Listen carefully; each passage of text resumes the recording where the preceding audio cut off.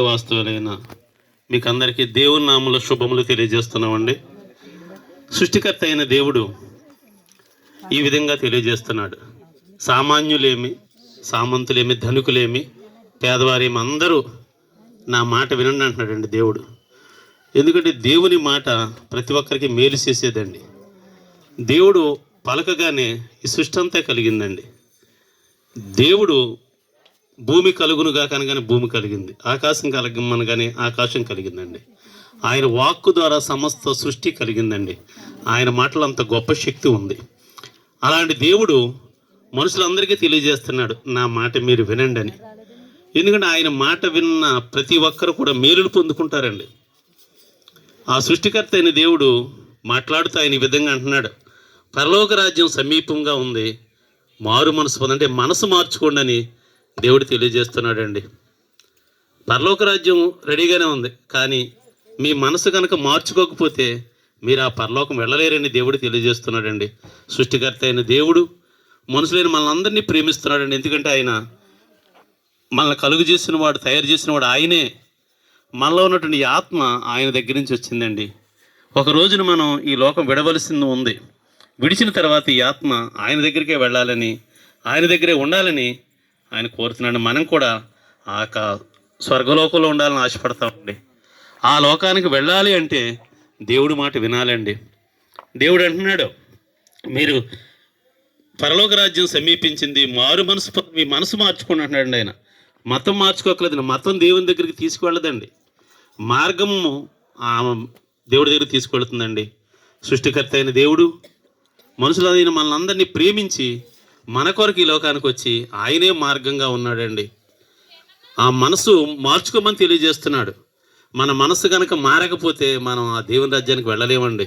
ఈ లోకం విడిచిన తర్వాత 2 స్థలాలు ఉన్నాయి, ఒకటి స్వర్గలోకం, రెండోది నరకం అండి.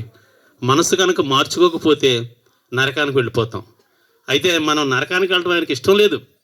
ఎందుకంటే మనుషులను మనల్ని ప్రేమించి మన కొరకు ఆయన ఈ లోకానికి వచ్చి మనకు రావాల్సిన శిక్ష ఆయన మీద వేసుకున్నాడండి. మన కొరకు ఆయన ప్రాణమే పెట్టాడండి. ఆయన ప్రాణం పెట్టి తిరిగి లేచి పరలోకం వెళుతాయి అన్నాడు, నేను మరలా వస్తాను, నేనుండే స్థలంలో మీరు కూడా ఉండేలాగున మిమ్మల్ని మరలా తీసుకెళ్తాను, వస్తానంటున్నాడండి. ఆయన త్వరలో రాబోతున్నాడు. ఆయన ఉండే స్థలంలో మనం కూడా ఉండాలంటే మన మనసు మార్చుకోవాలండి. ఇంతకుముందు మన హృదయంలో ఏమైతే ఉందో వాటిని మనం మార్చుకోవాలి. అందుకే దేవుడు తెలియజేస్తున్నాడు, హృదయం అన్నిటికంటే చెడ్డదంటున్నాడండి. హృదయాన్ని ఆయన కొరకు చేసుకున్నాడు ఆయన. ఆ హృదయంలో ఆయన ఉండాలని ఆయన ఆశపడుతున్నాడు. హృదయంలో కనుక ప్రభు ఉంటే మనం ఏ విధంగా నడవాలో మనకు తెలియజేస్తాడండి. ఒకప్పుడు మేమంతా కూడా మనసు మారకుండా మా ఇష్టానుసారంగా జీవించిన వారు ఇక్కడ ఉన్నవారు అందరం కూడా. అయితే ప్రభు మాటని మేము విని మా హృదయాలు మార్చుకున్నామండి. ప్రభు మా హృదయంలోకి వచ్చిన తర్వాత ఆయనకి ఏది ఇష్టమో అది మాకు తెలియజేస్తున్నాడు. అదే చేస్తూ మేము ముందుకు సాగుతున్నామండి. ఆ మాటలు తెలియజేయడానికి మధ్యాహ్న సమయంలో మీ మధ్యకు వచ్చామండి. మేమేదో ఆశించి రాలేదు, కానీ దేవుడి మాటలు మీకు తెలియజేయడానికి మీ మధ్యకు వచ్చాం. మీ హృదయాలు మార్చుకోండి. ప్రభు యేసుక్రీస్తు వారికి మీ హృదయంలో చోటు ఇవ్వగలిగితే ఆయన మీ హృదయంలో ఉండి మిమ్మల్ని నడిపిస్తాడండి. అట్టి కృప ప్రభు మీకు అందరికీ దయచేయునుగాక.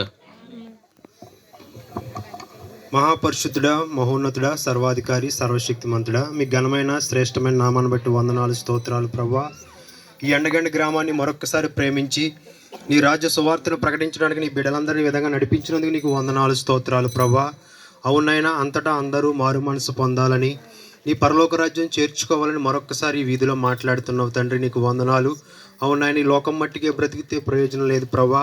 పరలోక రాజ్యం ఒకటి ఉందని ప్రభా, అక్కడ వీళ్ళందరినీ ప్రభా నన్ను పరలోక రాజ్యంలో చేర్చుకోవాలని ప్రభా నువ్వు కోరుకునేది ఒకటే నాయన, మారు మనసు పొందండి అంటున్నావు ప్రభా నాయన.